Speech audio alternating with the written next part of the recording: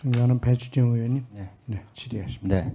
발언하기에 앞서 아까 질의 중에 광주 민주화 운동에 대해서 제가 올바르지 못한 표현에 쓴 것에 대해서 이 자리를 통해서 다시 한번 사과드립니다. 그럼 질의 시작하겠습니다. 저기 후보자님, 네, 후보자님은 제가 이제 인생 역정을 보니까 정말 18년 동안 고진감래의 시간을 보내고 어려움도 많으셨는데 여기까지 오시려고 정말 대단한 노력을 기울이셨다. 그거는 어느 누구도 부정하지 못할 겁니다.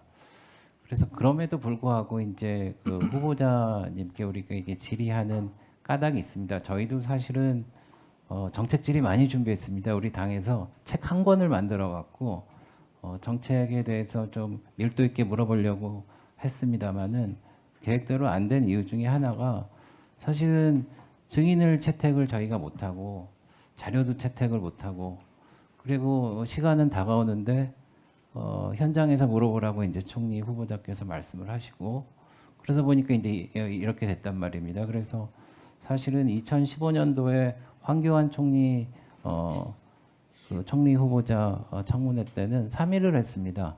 이틀을 하고 3일째는 이제 증인을 채택한 분들과 이제 했는데 그런 상황입니다. 그리고 또 한 가지는 이 총리 후보자가 이 공직 기강에 대한 총괄하는 임무가 있다는 거 아시죠? 네. 그래서 제가 좀 찾아보니까 감찰 활동을 총괄하시고 감사원과 협조해 갖고 정보합동 감찰반 등 감찰기구 운영하시고 그리고 공직자 윤리법 및 부패 방지법에 따른 제도 개선도 하시고 청렴 교육도 하시고 그리고 고위공직자 재산 등록 등 공직윤리 제도 관리 감독도 하세요. 그리고 공직자와 사회적 물의 발생 시 대국민 사과와 대응 지시도 하십니다. 그리고 실무 조력 기구도 있는데 맞는지 한번 틀리면 말씀해 주세요. 제가 알기로는 공직복무관리관실이라고 있고 공직기관 감찰입니다. 반부패 비서관실 청렴정책 이것도 지금 있습니까? 네, 이런 거 다 하셔야 되거든요. 그러니까 이 중앙부처의 모든 공직자들이 총리님을 정점으로 총리님을 바라보고 있습니다. 지금.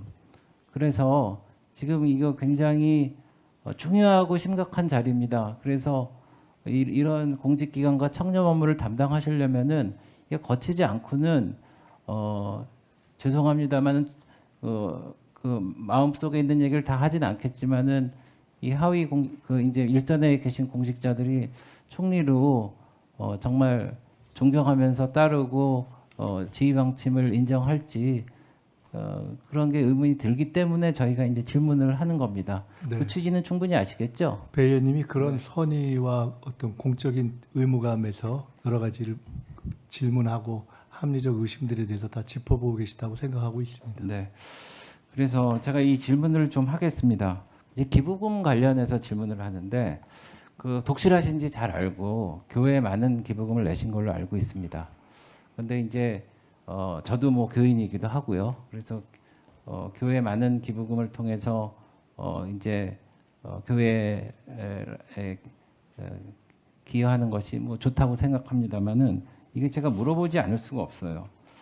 근데 이제 굉장히 이제 채무 관계를 해결하시려고 아까 여러 의원님들이 말씀하셨다시피 여기저기서 이제 돈을 조달하고 이제 갚아 오셨단 말입니다.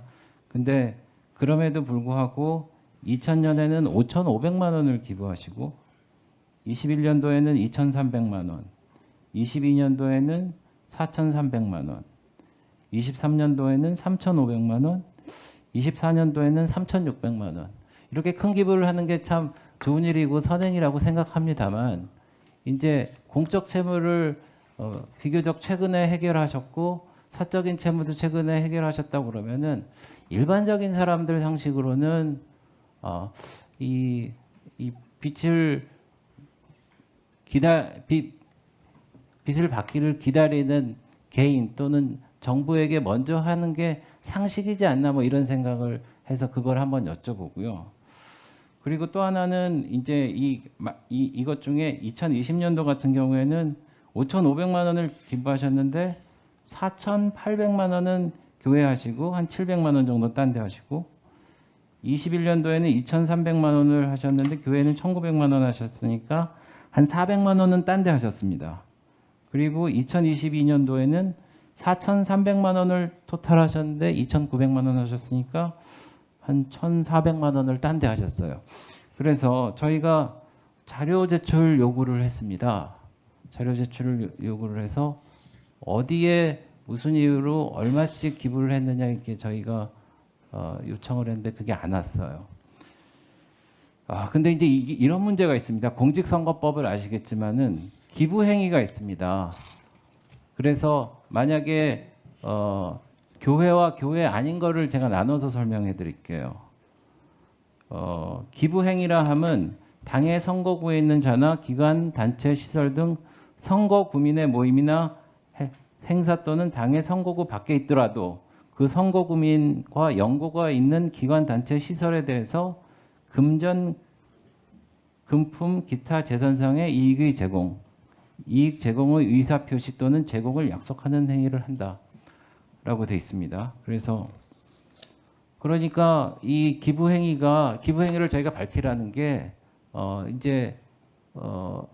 이 기부를 예를 들어서 지역구나 지역구에 관련된 단체나 기관이나 이런 데 하시면은 그게 법 위반입니다. 그래서 그런 우려가 있기 때문에 그런 의혹이 있을 수 있기 때문에 이것을 해명할 기회를 드린 겁니다. 그런데 그것을 해명 안 하시고 계시거든요. 그러면은 이 기부금이 과연 무슨 기부금인데 빚도 갚지 않고 그렇게 하셨을까 하는 그런 합리적인 의심을 안 하겠습니까? 그래서 그거를 밝혀달라는 거고, 이제 이거는 좀 나가는 얘기인지는 모르겠지만은, 이제 의원 되시기 전에는 교회에 거의 기부를 안 하셨더라고요. 제가 이제 보니까. 기부 내역을 제가 봤는데, 어쨌든 이 통계상에 잡힌 게 없습니다. 이 기부금 영수증을 보니까 종교단체 기부금으로 되어 있는데, 이제 저희가 통계를 보니까 제가 말씀드린 기부 내역이 전부 의원이 되신 다음에 하셨거든요. 그래서 저는 뭐 그거는 그럴 수 있다고 생각합니다. 그러니까 의원이 되기는 전에는 좀 힘들었고 그랬으니까 의원이 되시고 나서 이제 소득이 생겼으니까 이제 하실 수 있다라고 생각하는데 중앙선관위의 해석은 또 어떻게 다르냐면요.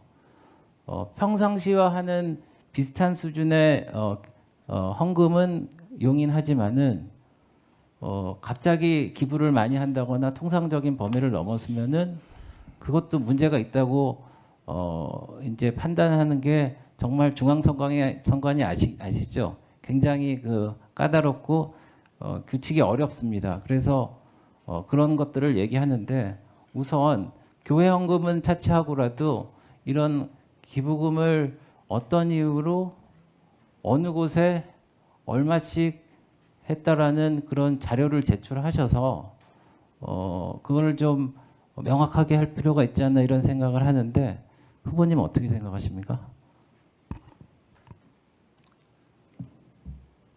죄송하지만 조금 전에 쭉 주신 말씀에 대해서 전체적으로 저는 그가 답변해야 되는가에 대해서 잘 답변을 하려는 생각이 들지 않습니다. 왜냐하면 선거와 관련 있는 기부가 있었다면 그것은 선관위에서 이미 문제가 됐을 것입니다. 그리고 지금 그런 선거법과 관련한 문제 제기를 하는 것이 아니기 때문에 그런 것이 있다면 선관위를 통해서 문제 제기가 되면 될 것 같습니다. 그리고 헌금에 관해서 말씀하시면서 통상적으로라면 이라는 전제를 다시면서 이런 경우에는 공적 채무나 사적 채무를 다 갚은 후에 하지 않았겠느냐라고 말씀하시는 것은 제가 공적 채무나 사적 채무를 계획을 가지고 지속적이고 성실하게 납부 안 한 사람이면 모르겠지만 그런 것까지 연관해서 이렇게 말씀하시는 것은 죄송하지만 배준영 의원님께서 아까 이건 조금 나가는 것 같지만은 그냥 말씀하신다고 하셨는데 저는 이건 조금 나간 거라고 생각합니다. 네, 그러면은 않겠습니다. 네, 그러면은 기부금 기부처에 대해서 자료 제출 안 하실 겁니까? 안 하실 겁니까? 기부금은 물론 헌금 등에 대해서도 아니 헌금은 나와 있어요. 네, 이미 언급 네. 제가 안 하겠다고 말씀드렸기 네, 때문에 네, 알았어요. 그러니까 이런 허- 류의 질문에 대해서는 답하지 않겠습니다. 기부처를 밝히지 않으시겠다고 제가 알겠습니다. 네, 알겠습니다. 이상입니다. 네. 이 후보자께서 기부한 행위에 대해서 좋은 일로 한 걸 꼭 구태여 밝히고 싶지 않다 그렇게 이해하면 되겠습니까? 그거는 다른 차원의 문제입니다. 네. 이제 헌금 외에 헌금 외에 문제가 될 수 있다는 얘기를 한 겁니다. 오른손이 한 일을 왼손이 모르고 있다 뭐 이런 취지가 아닙니다. 아 그렇습니까? 네. 한번 필요하면